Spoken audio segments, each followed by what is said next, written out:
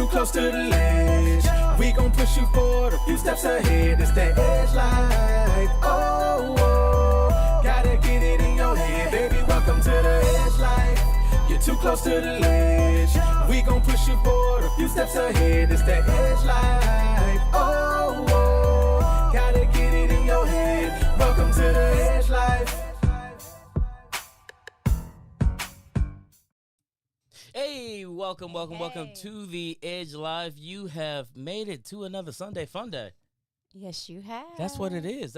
My name is Phillip Edge. And I'm Carrie Edge. And you have tuned in to the baddest podcast this side of the Mississippi. That just means you have tuned into a good place, y'all. So listen, do me a favor real quick. If you are checking us out live and or checking out the replay, please make sure you go ahead in the comment section, put your name, and let us know where you are tuning in from.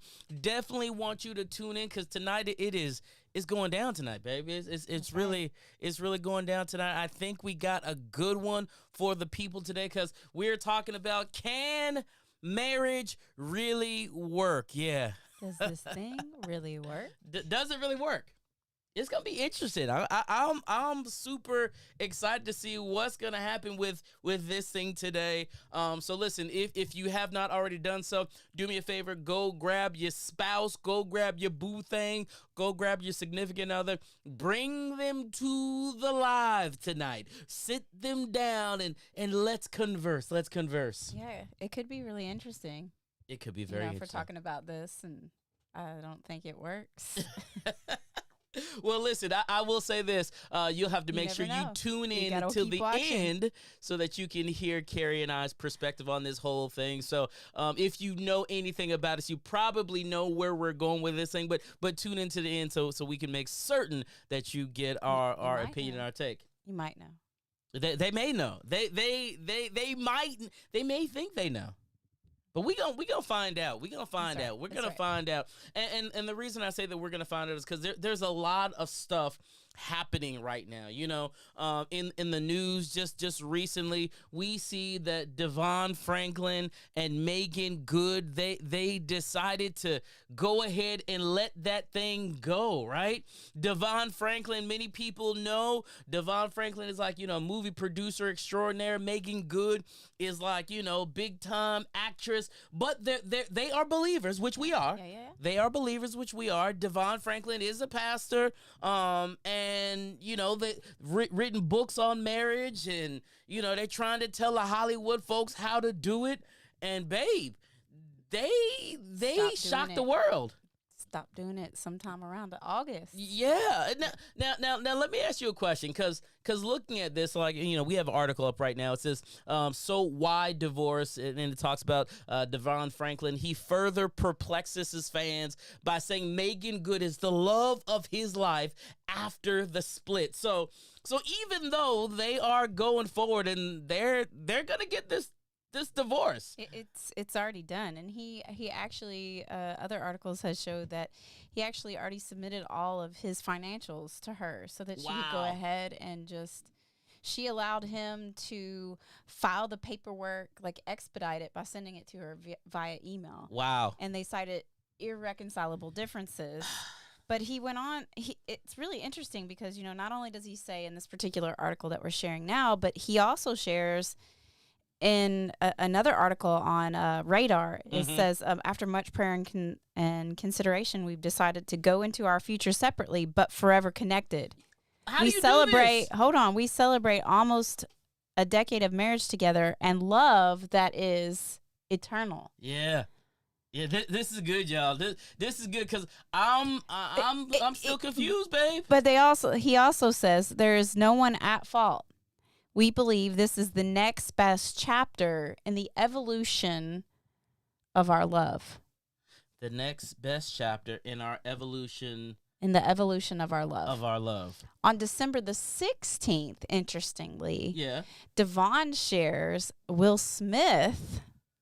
Okay, see, now we're going to bring Will in here. We talked about Will and Jada already. Now we're going to bring Will in here. Will had a post on his Facebook where, I think it was his Facebook page, where he was talking about faith. And Devon shared it and asked a few, questions about it. And then Megan turned around and shared it. So I don't know. I'm not trying to say anything, but if our love is evolving and it's eternal, right? I'm just confused. Well, it's interesting because I said the same thing. First of all, I got to give a shout out to my homeboy, Darren Thompson, who was checking us out. That is my man, 50 grand. He's checking us out up there in the DC, Maryland area. So what's up, Darren? How you doing, Pastor? Good to see you. Good to see you. Good to see you. And everybody else checking us out. Listen, we want to like where do you stand? Like can marriage work in 2022 and 3 and 4? Like can marriage work? And the reason I'm asking this question is because we're seeing so many couples, babe, like they're just calling it quits. I'm looking at this and like you read something to me and it said that they're citing irreconcilable differences, but they're still saying, least he is. She's been quiet. So irreconcilable differences. But she just Harlem just came out. I'm right. Yeah, but in my mind, I can't understand it. Especially like I was looking in this article right here. It says, while leaving an LA area gym, Franklin was asked, "Is everything good, man?" Like they're asking me, "Is everything good, man? Are y'all still friends?" Speaking of him and Megan, and Franklin, 43, surprisingly responded with, "Man, that's the love of my life. That's the love of my life, y'all." And help me understand, y'all. And I really want to hear from you. If this is the love of your life, this is the person that you are saying is you are eternally connected to. This is the person that you're saying that you want to be with. My question is, why the divorce? Like help me like why would there be a need for divorce if this was the love of your life? If you when you went into this marriage, you made this covenant, you made this commitment together, but now all of a sudden, like you're saying, it's over. Like I'm just confused. Like what do you is that even possible? What do you think? I mean, yeah, we're humans, so it's possible. If you're looking at the human side of things, I mean, certainly our flesh is not consistent in any way, shape, or form. It wants what it wants. It's just like the People magazine article. It talks about Megan was talking about when she first met him, and they were acting together, and she was in a really kind of hard place in her life, and she said, God basically told her 3 things. He said to her, first thing that he told her was to get out of the relationship that she was currently in. So this is him talking to Megan. This is God. Okay, this is God. This is God talking to Megan. Okay. All right. After she and Mr. Franklin met initially. So it says, get out of the relationship you're in. Okay. Number 2, get celibate. Okay. And number 3, that's your husband. Okay. So, this is what she said God said. Yeah, this is what God said. So, I mean, I don't know. Did God change his mind? Do they perceive marriage in a different way, perhaps? Yeah. I think we've talked about this before, how there's been kind of a perversion of the institution of marriage. As time has matriculated on, we've gotten further and further away from the biblical intention of marriage. Of marriage, yeah. So I don't know if they've discovered something. But yeah. and I think you're hitting on something right now, which is very interesting for me, especially as a believer in Christ, one who takes the covenant of marriage very, very seriously, right? That's good to know as your wife. Well, yes, it is. It is very good to know, and I would love to let you know and the world know, right? So it's something that I take extremely seriously, right? Yeah. So to hear someone who is also a believer, right? I'm not gonna. Yeah, they're very. They're very forthright. I mean, she made a comment that her marriage to him was the second best thing she's ever done in her life. And the first thing was accepting Jesus. Right. Right. Yeah. So again, they are believers, right? Yeah. They profess. I know Devon is on air pretty much every day, praying for people, lifting people up, and it leads me to a question, and one I've been thinking about this ever since I saw this article kind of come up, because honestly, I was distraught, disgruntled, frustrated at the fact that they're getting a divorce. I'm just being honest, and this is just me, right? I don't know. People be like, "Why are you mad? Wow. Why is it?" Well, and the reason Glad you care that much. The reason that it's frustrating for me as a believer is because we're seeing a couple who is they were champions for marriage. I was reading a couple articles, and there are people who were like, you know what, Megan and Devon, they got together, and they did it through with celibacy. Like, they didn't get together. Y'all know what I'm talking about. They didn't get together at all. Yeah. Well, that was part of that revelation that she had. But and they now, wrote a book about that. Exactly. Yeah. Now check this out. Now all these people are like, well, if Megan and Devon can't make it, then we may as well just go ahead and shack it on up. You know what I'm saying? Shack it up for 2022. These are the comments that people are making, because they're like, if they can't make it, right? If this couple can't make it, then who can make it? And so my question is, what's like, I'm gonna show you. I want to show you all this right here, because Devon, in his article, he makes this statement here. It says, why would you want to divorce the love of your life, right? Make it make sense. Others question if filing for divorce is simply a restructuring of the union. What does that mean? A restructuring of the union? So are you guys together without the commitment of marriage? And I really kind of want to go there for celibacy a second, went out right? the door. Right. How can you be together without the commitment, right? The covenant of isn't that what marriage is all about? Like isn't there something to being able to say, you know what, we have made a covenant not only with one another, but we have made a covenant unto God that he brought us together, and he brought us together for something way bigger, right? So because of that, we're going to take our vows seriously, for better or for worse, for rich or for poor, for sickness and health, till death do us part, right? Like there can't be a restructuring of the union. Like in our Christian context and from a Christian world perspective, can we restructure the thing that God has spoken about? Like, can we just be like, well, you know what? I want to go forward and, I want to be married, but, bump this thing called marriage. We can just be like eternal buddies. Like, can you restructure God's thing called marriage? Can you really do that? I don't think we have the authority to restructure what God has structured.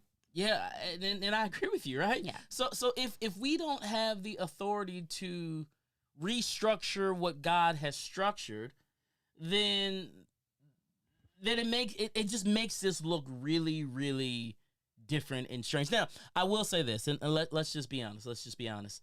Devon Franklin and Megan Good, their marriage is probably a little bit more challenging from different angles than other marriages, just because of the sheer spotlight that is on their marriage. Obviously, we're talking about this today.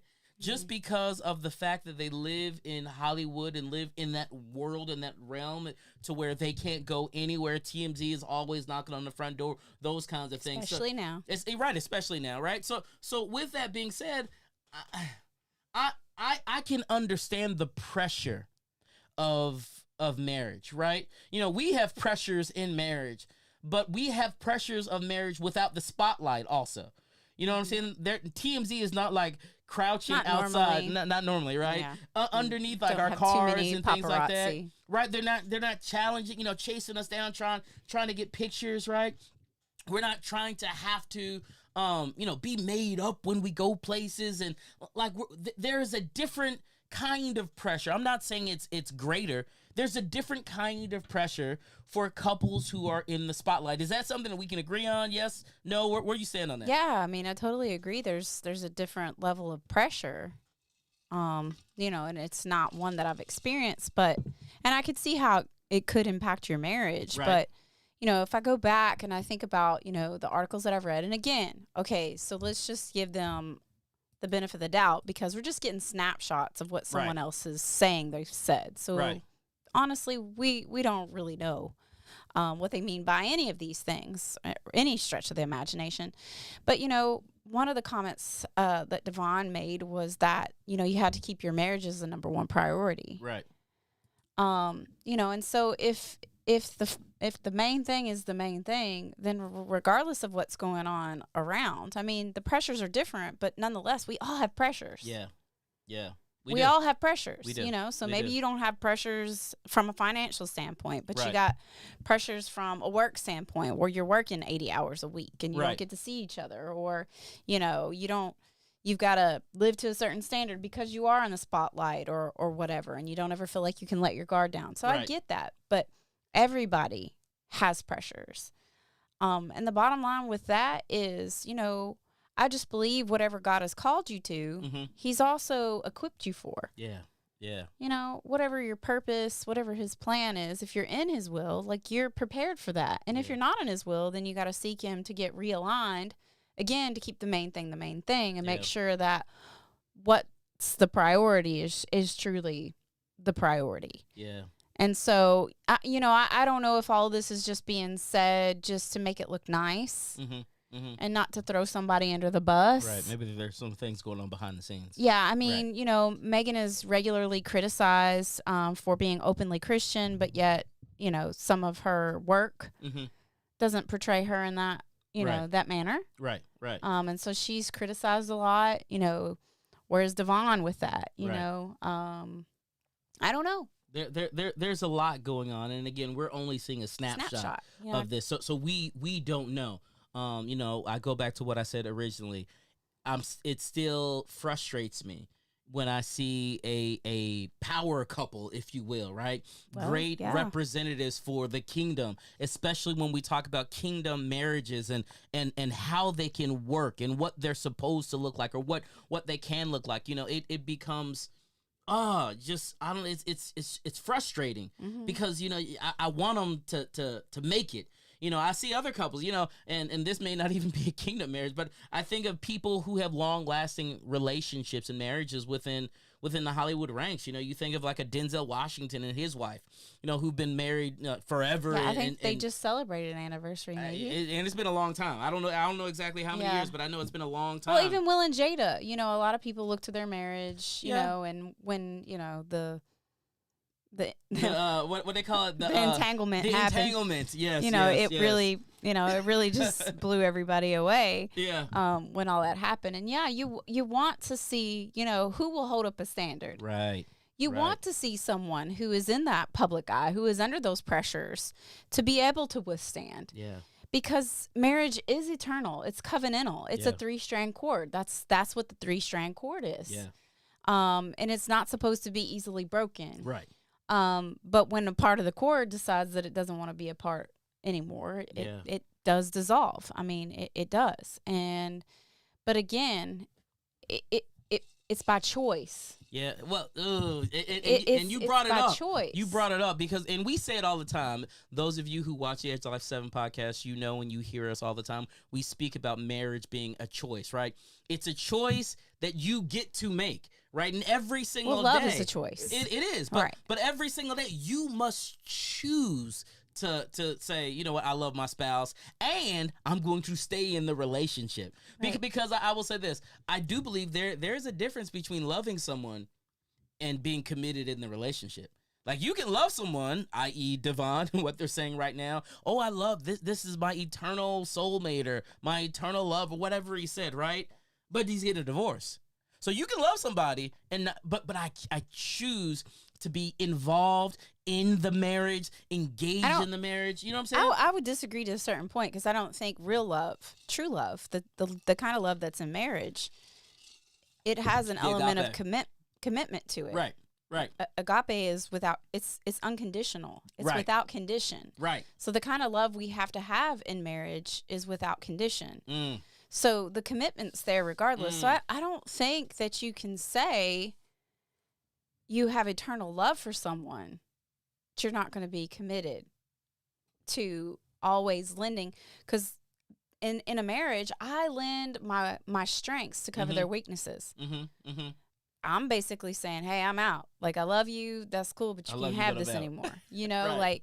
like you just can't have it. Right. One of the things that I thought was interesting, there was an Essence podcast that Devon did. It was a Yes Girl. He talked about how he was working to be a good husband to Megan.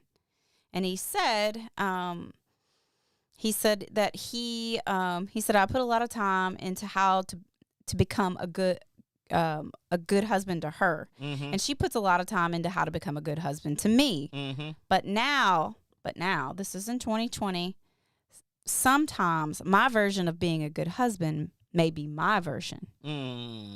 My version. My version. It may not always be the version she needs. And sometimes her version of being a good wife may be the version of what a good wife should be, but it isn't always the version I need. Ooh. So let's talk about that for a little bit, because one of the things that we didn't just want to come up here tonight and just talk about Devon and Megan. We also wanted to maybe even address some questions, maybe some questions that you all are thinking about, right? Maybe some things that might even help you in your current marriage, in your relationship with your spouse. So I got like 4 questions that we're gonna run through today, and it all really deals back to this thing called marriage. I'm gonna bring the first one up here. The first one just says this: if you had to define marriage, right, because we're talking about this thing called marriage, what words would you use? And what makes marriage different from any other human relationship? What makes marriage different from any other human relationship? That's a powerful question. And I'm gonna let you answer it first. So like how would you define marriage? What words would you use? I appreciate you being a good man and, letting ladies me speak. first, Ladies always. first. Ladies first, always. Absolutely. So how I would define marriage, what words would I use? It's cliche, obviously, but every time I think about marriage, I obviously, like many of you who are believers out there, I think of 1 Corinthians chapter 13. Yeah. Love, exciting, and I'm sorry.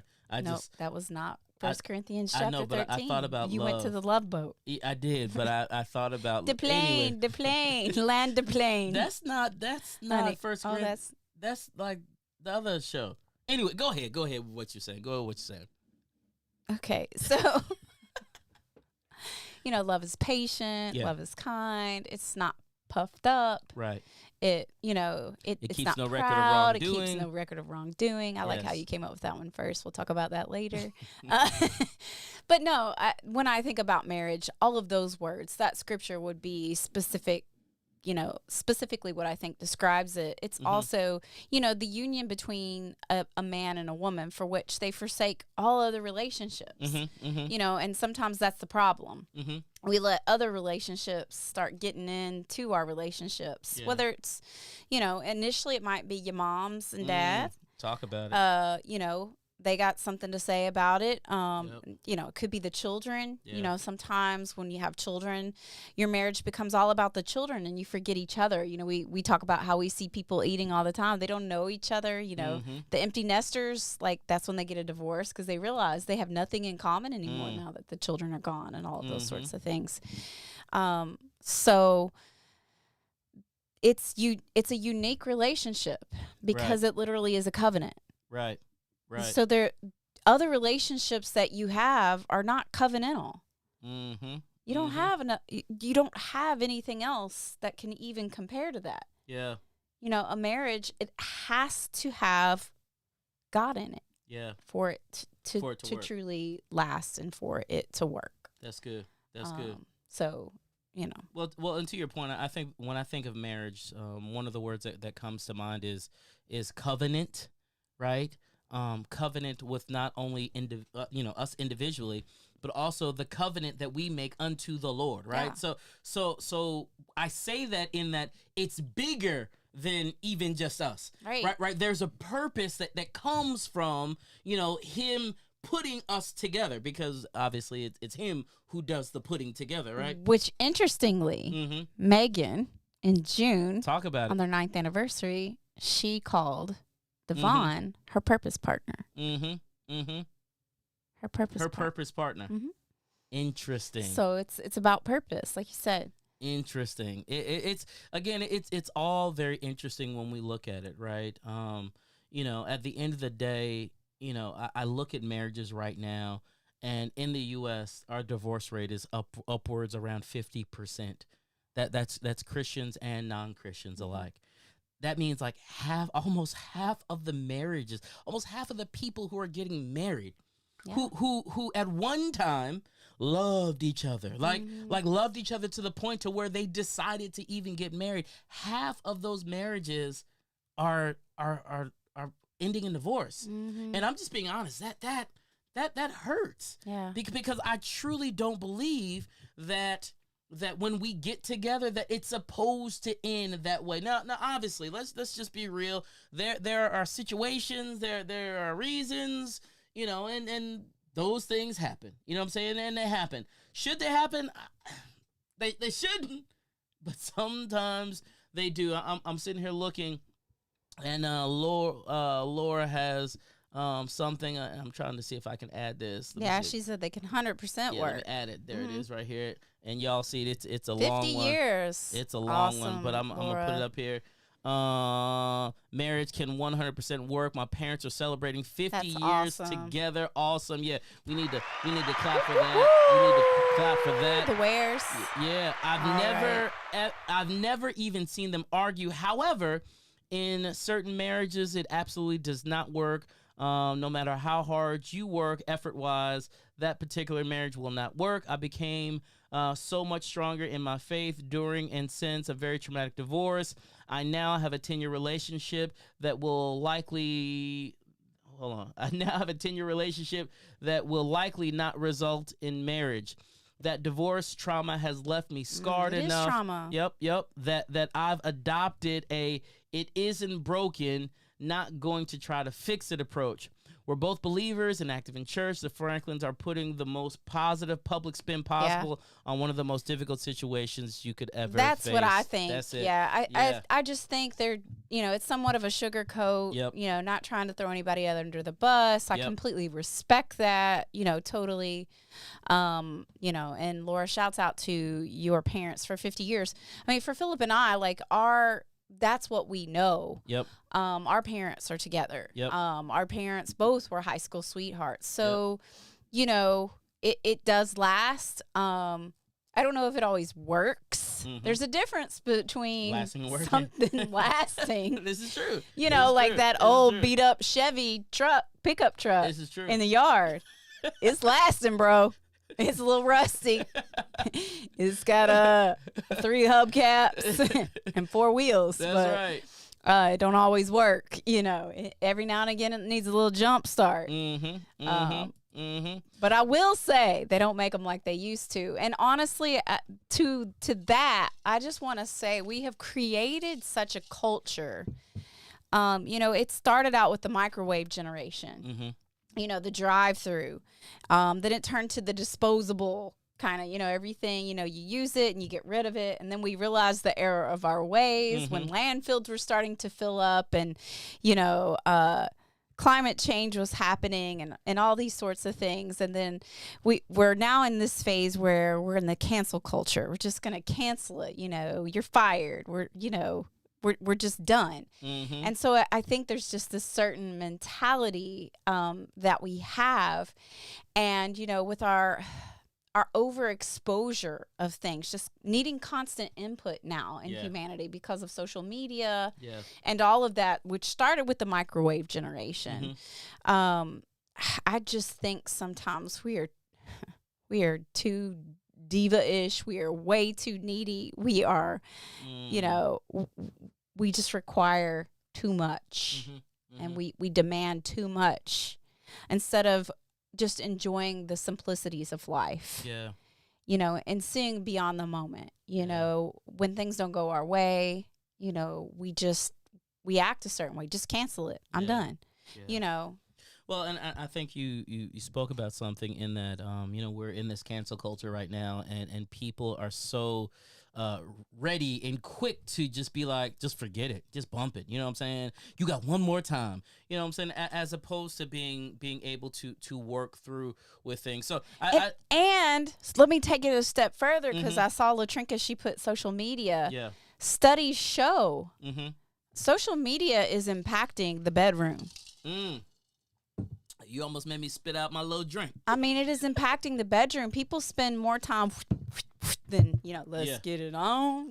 Like they're scrolling instead of going. I mean, you've got to set healthy limits. You've got to have healthy boundaries. But social media is taking the place of intimacy, and we're looking for our likes and our affirmation from emojis, from hearts, and all this stuff, rather than being affirmed by sharing our strengths with someone else. And that's very affirming when I can lend you something in your time of need.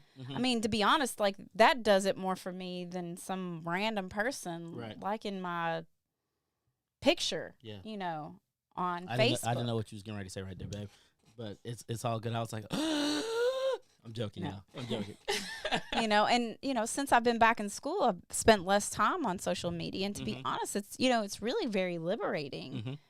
And I understand there's a good purpose and use for it as an evangelistic tool, but we also have to be very careful about, what impact is it having on your marriage. That's right. That's right. So there's something to think about in 2022. So let me ask this question, because it kind of goes to the second question that we did want to address tonight. And the question was, when you run into obstacles, right? And we're talking about within marriage. When you run into obstacles or conflicts in your marriage, what is your default reaction? What's your default reaction? And for those of you who are watching on social media, on live, or wherever, we want you to put this inside the comments also. What is your default when you have conflict or you run into a roadblock? What is your default reaction? Go ahead, put it in the comment section, and we want to kind of just talk about that just a little bit today. Like, what's the default reaction? Now, I'm going to say this. I think a lot of times the default reaction is literally to run away. Right, I was looking, babe. Can you hand me that thing right there? That little buffalo thing behind you. That little buffalo thing. Yeah, I went to a meeting the other day with this company. It's called C12, and it's awesome. It's all Christian CEOs, right? All Christian CEOs. Amazing group that I had the opportunity to be a part of. And they have this thing that they call buffalo culture. Can you see that there? Buffalo culture, and it's a little buffalo. And they said this. They asked the question. I said, "What's the difference between bulls and buffalo?" And I'm sitting up in there, and I'm like, I don't know. He doesn't know anything about animals. A brother don't really get around too many buffalo or bull. I'm just letting y'all know. I'm just being real, right? But he said this. He said the difference in the two is when a storm comes. Y'all got to hear this. When a storm comes, the bulls will turn and run away from the storm. And in running away from the storm, many times the storm will overtake them because it sweeps them off of their feet from behind, right? So because of that, they wind up being in the storm a long time. And then he said this. They said the buffalo, however, don't run away from a storm. In fact, when a storm is coming up, the buffaloes will turn their body towards the storm and will run to the storm. Now, in running to the storm, not only do they get to the storm quicker, not only do they deal with it quicker, but they're not in the storm that long. No, they're not running with it. Because they run straight through it. So the whole concept of C12 was talking about how can we run to situations as opposed to run from situations, right? And that's one of the things that we talk about. Why am I bringing this up? Because when we think about marriage, I think one of the main things that people do, either one, they run away from the situation and pretend like it's not there, or two, they run to everybody who they shouldn't be talking about the situations, and they tell everybody all of the doggone business. That's what I see happen. I would love to know what you think. Like, what do you see as you're talking to people, as you're dealing with people? How are people dealing with roadblocks and stuff like that within marriage? They're okay with getting wet. They just stay in the storm instead of dealing with it because they don't really know the storm seems so powerful, and they don't realize that they have more power to overcome the storm. So they just stay in it and try to endure it. And, you know, after you get so wet and so cold, you know, if you're always just running from the storm, it's always right there on you.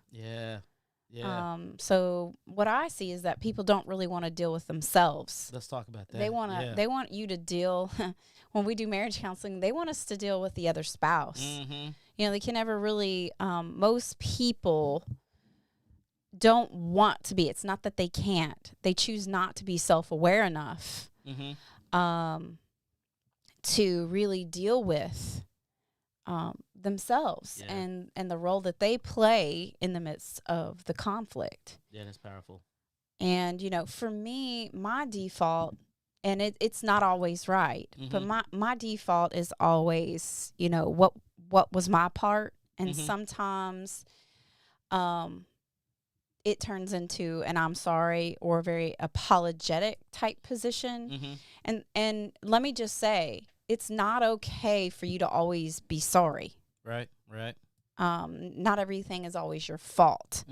So what I really need to do in those moments is just to step back and evaluate it rather than trying to play the martyr role and take it all. I just need to humble myself, you know, and really just sit down somewhere. That's, you know, humility. It's just good. Be still and just really see, you know, what's the real issue here? Is it something that I did that I do need to apologize for? Right. Or is there something that we're doing? Right. You know, or is it something that I need to deal with you? Right. That's causing me conflict. Right.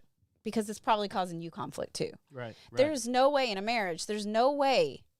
You may think that your husband isn't impacted by anything. Like it only bothers you. Well, I promise you, sister, friend, if it's bothering you, it's also bothering him. Absolutely. He's not that, you know, that checked out. It's still bothering him. He may act like it's not, but he still is. So that's my default, and that's what I think about, you know, the whole idea about the buffalo culture, you know, and the storm. You might as well turn and face the storm or run at it full speed. Deal with it. You got to. Because then you're going to be in the storm much less. Exactly. And I think we have that. I mean, we don't have it all together.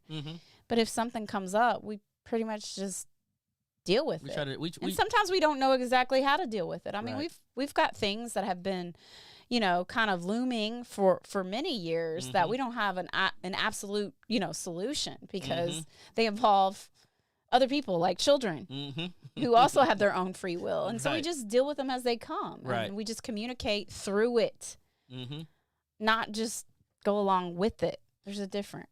And I think what you're saying is spot on, right? I think we have to be able to deal with it in the moment. Now, that doesn't, and let me say this, we have to be self-aware enough to know where we are. So there are things sometimes that may we may just be an emotional wreck, right? And we may not be in the right frame of mind to deal with things right there. And with that being, there's nothing wrong with being able to say, hey, listen, I need to take a 20-second time out. But in taking that 20-second time out, that does not mean that we're not going to address this.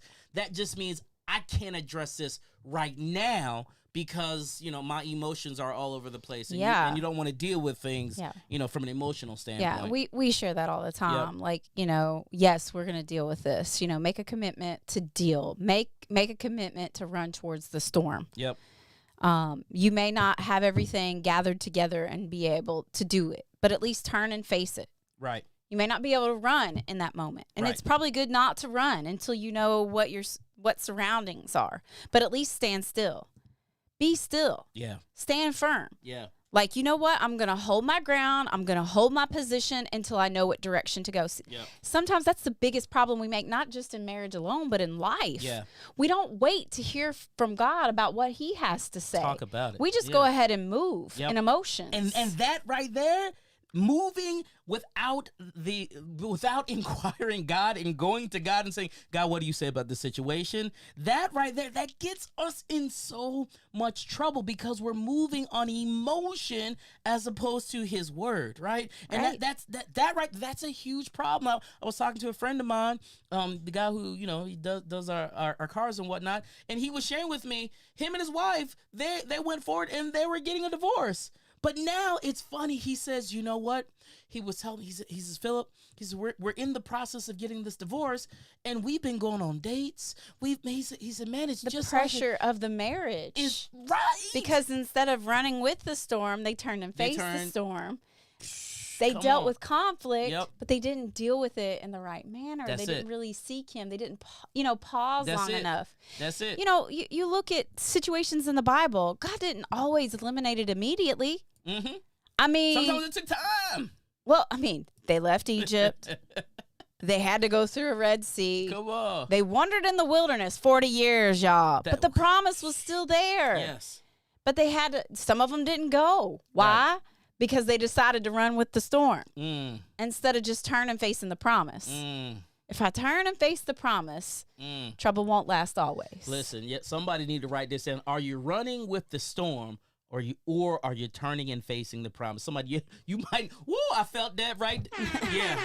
Oh yeah. Are you running with the? Some of us right now are in the process of running with the storms in our life, and we just really need to stop and turn around and face the promise. You cannot outrun that storm. I love that. Stop trying to outrun that storm. That right there, that's that goodness gracious right there. Let me look at a couple of these comments, baby. Let me look at a couple of these comments. I mean, when he spoke to the storm, he told it to be still. He told it to be woo. He just told it, be still. Be still. Peace, be still. Come on. He didn't swim out in it. He didn't, he didn't move that boat. That's right. He just spoke to it. Spoke to it. Yeah. And honestly, and you just said something that's so powerful, but I believe that sometimes that we can eliminate a lot of storms in our marriage if we just, speak to it. Yeah. Speak to each other. And then after the storm was gone, he said, let us go on. Come on. To the other side. To the other side. Let us keep on They moving. didn't stay where they were. Come on, let somebody. us keep moving. Come on, let us keep on moving. They didn't stay there and marinate in the place where the storm was. They had sense enough to go on over to the other side. That's it. That's it. That is so Jesus. good, y'all. That is so. I hope y'all, if y'all getting something out of this, man, make sure in the comment section y'all let us know that y'all are getting something out of this thing. We do see all your comments. We got so much going in our heads be and in still. our minds. Yes, amen. Oh my gosh, man, God is just so good. He is so good, man. So let me bring up this third question that we're talking about, because this is the third thing that we're talking about today. I'm gonna go ahead and bring it up on the screen here. It is just for you all. Check it out. Did you see, and you kind of talked a little bit about this earlier, right? But did you see lifelong commitment modeled in your family? And this is for you all watching and listening to the podcast as well. I want you to answer this question and put it inside the comments. Did you see lifelong commitment modeled in your family? How has your experience affected your view of this concept, right? In the Marine Corps, they say, when the going gets tough, the tough get going. Does this apply to marriage? If so, how? I want you to think about that for a second.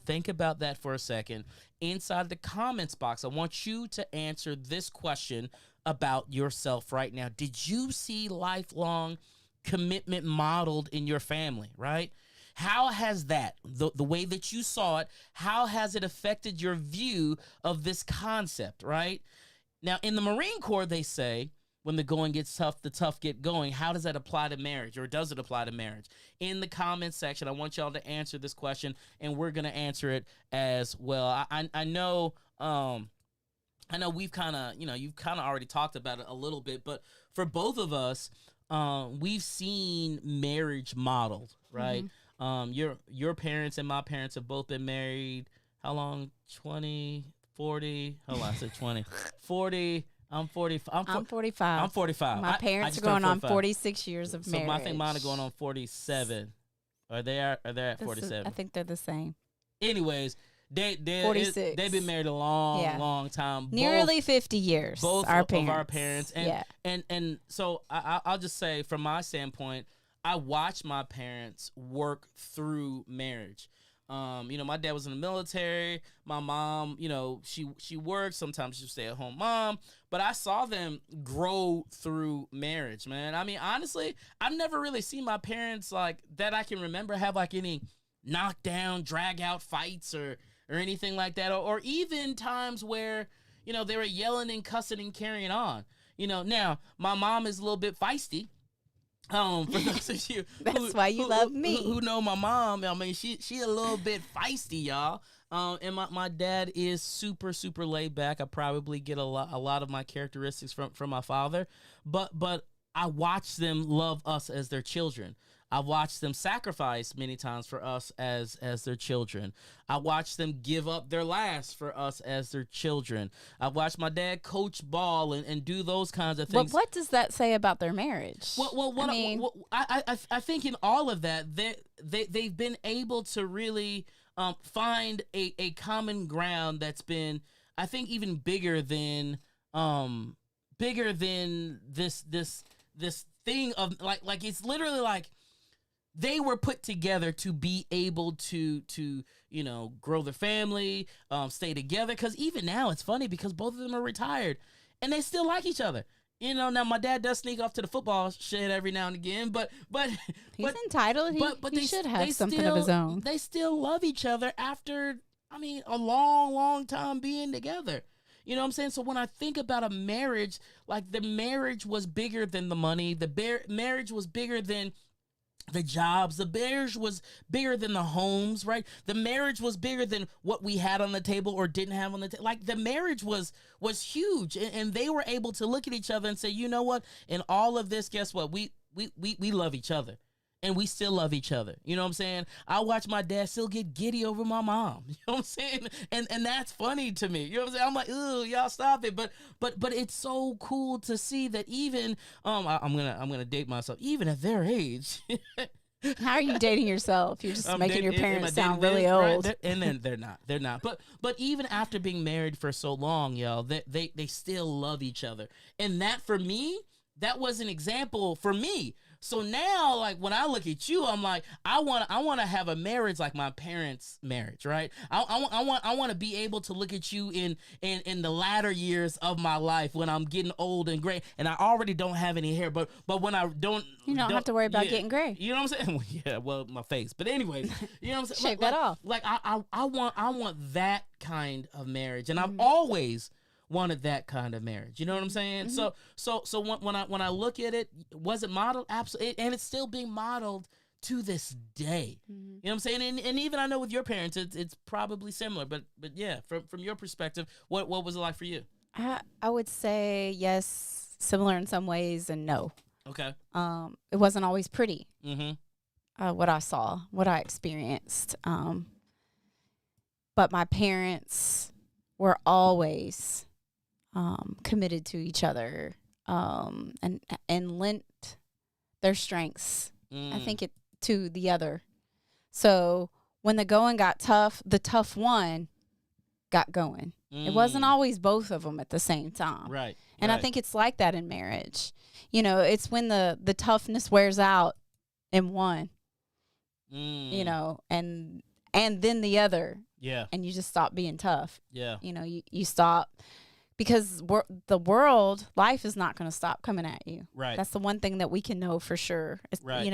Hardships, the Bible even tells us, there's going to be trying times. Mm-hmm. Mm-hmm. There will be things that we have to endure. So, no, I can't sit here and say that I saw pretty things all the time from my parents, but I always saw them committed to each other. Yeah.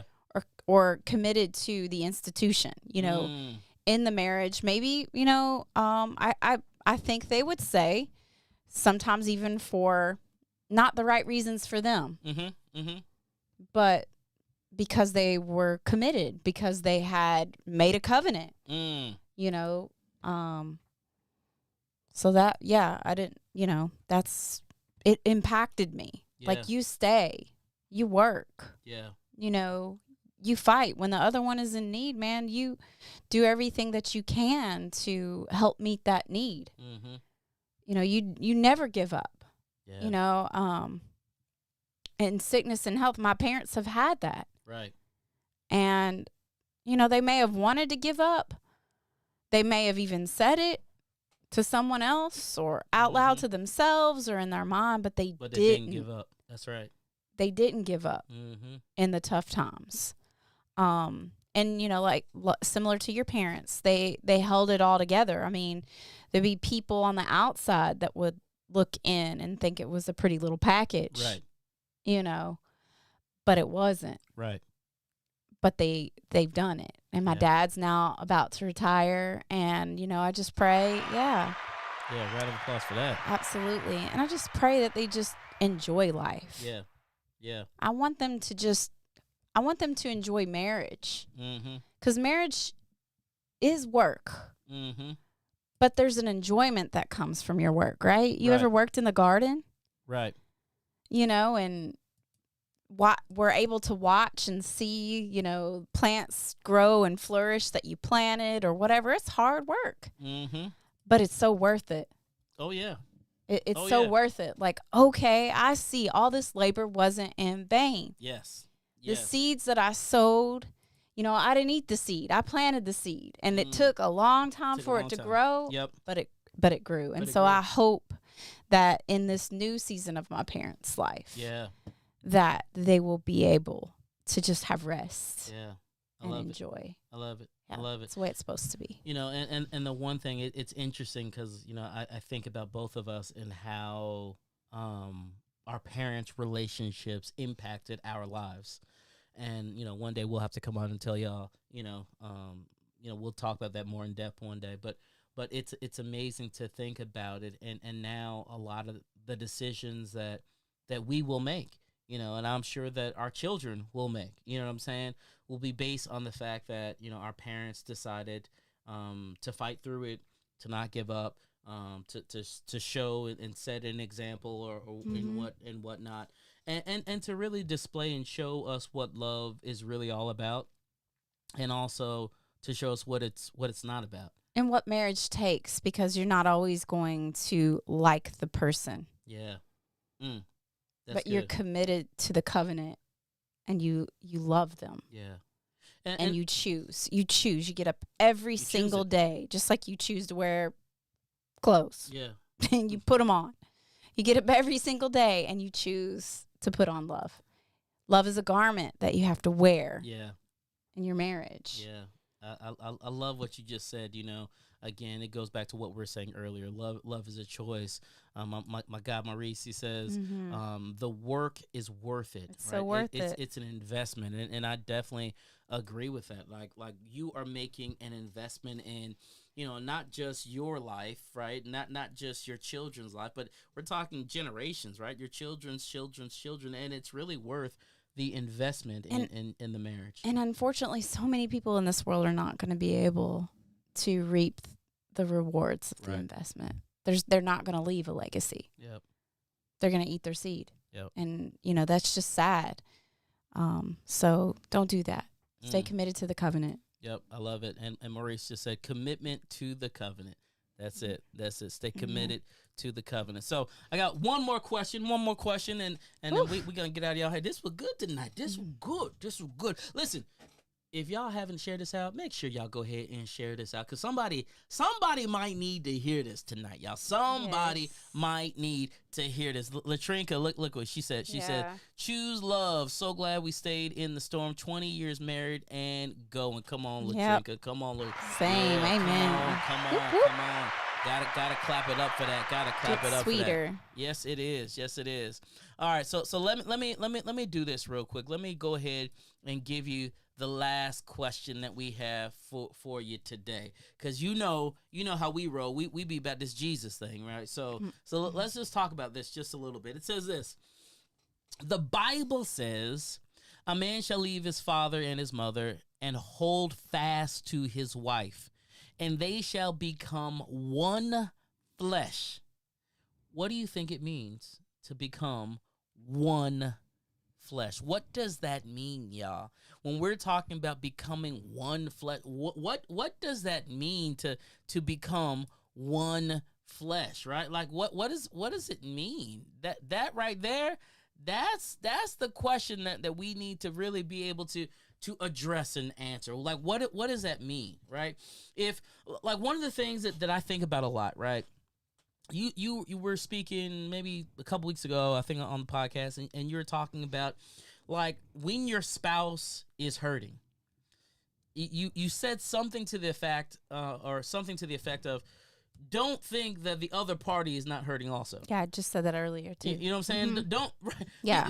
Because at the end of the day, if when we become one, right? Literally, when we get married and we are joined together, you know, if I'm hurting, man, you better believe my wife is hurting, right? She may not even know why she's hurting. I remember one day you were talking about like you know, being asleep and be like, oh, I don't know what's going on, but something is off, right? It's almost like you can feel it, you can sense it, you know it, and that is part of this whole becoming one type thing, right? And really being able to lay down oneself for the covenant of the marriage, right? So I can literally lay down my life for yours and vice versa, right? So when we think about becoming one, like, how do you think about that? What are your thoughts around becoming one, especially when we talk about the covenant of marriage?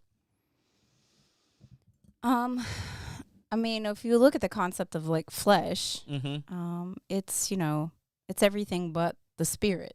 You know, it's everything that the human being already has before it receives the spirit, before it receives the redemptive power of Jesus the Christ, you know, the get up out of the grave that's on the inside. So that's your mind, your will, your emotions. Right. And so what I believe is that through the covenant of marriage, like literally we have one collective, our character becomes one. Our mind becomes one.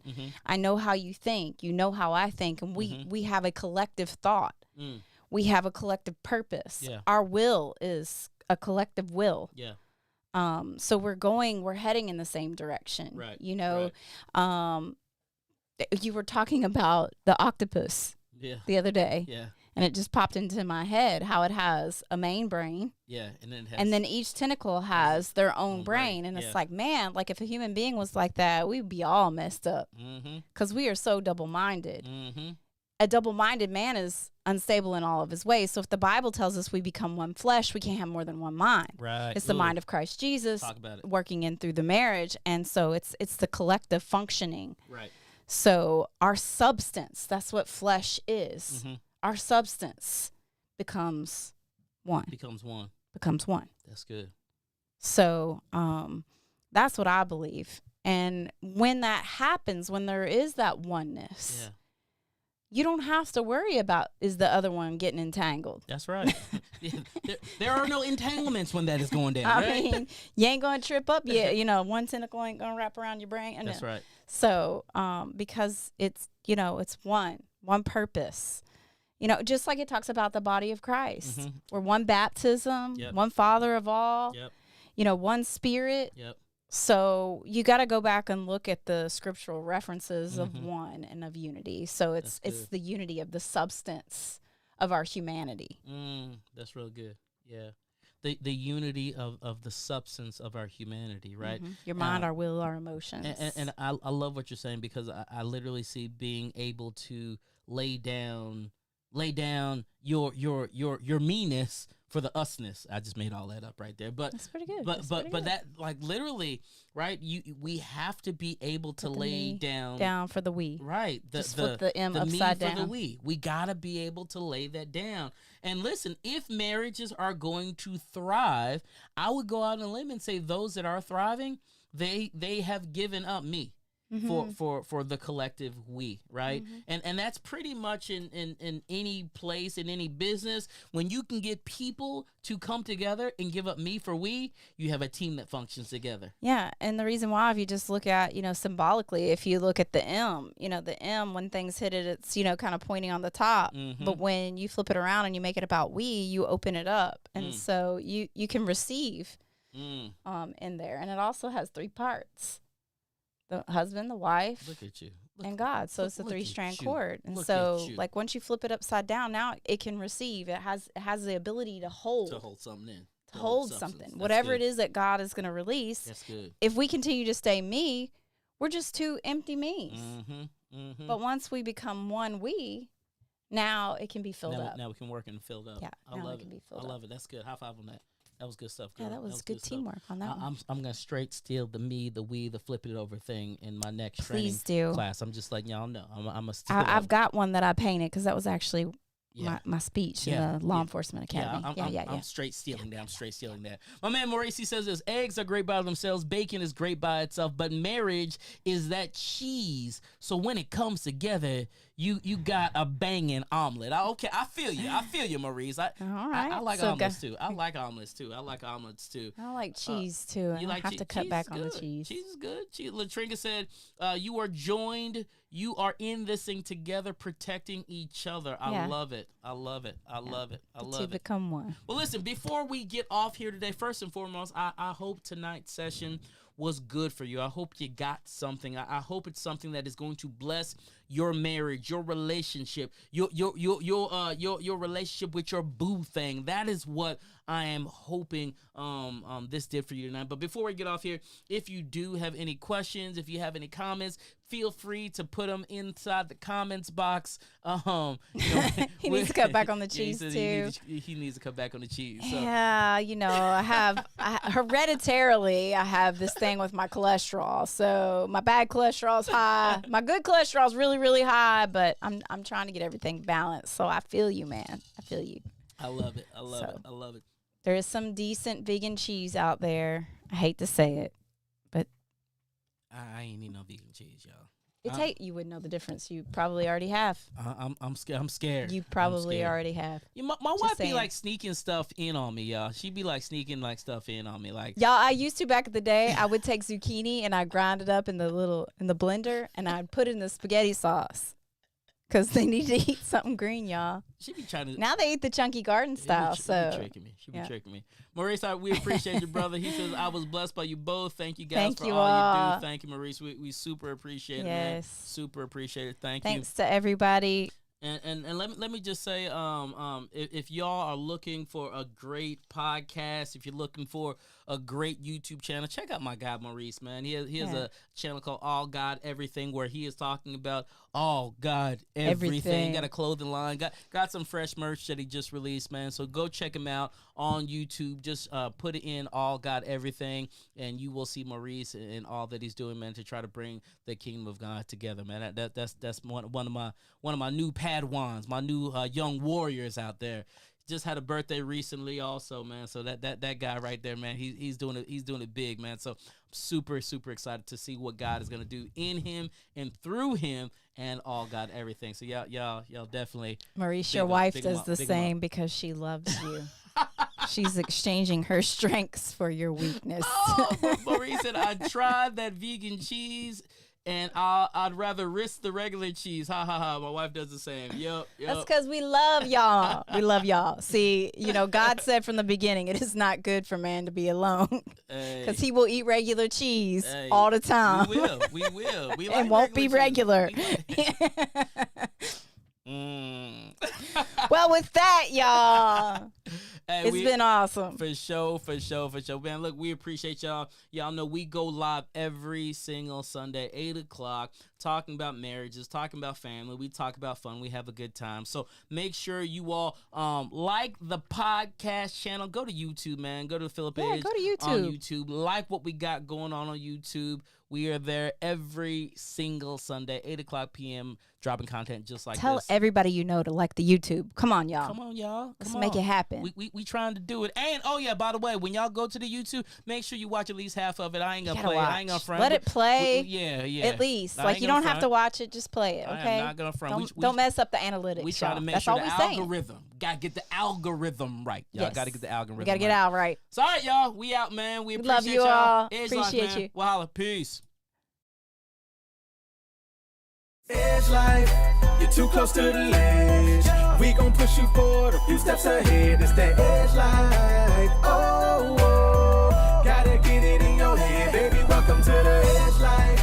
You're Too close to the ledge. We gon' push you forward a few steps ahead. It's that edge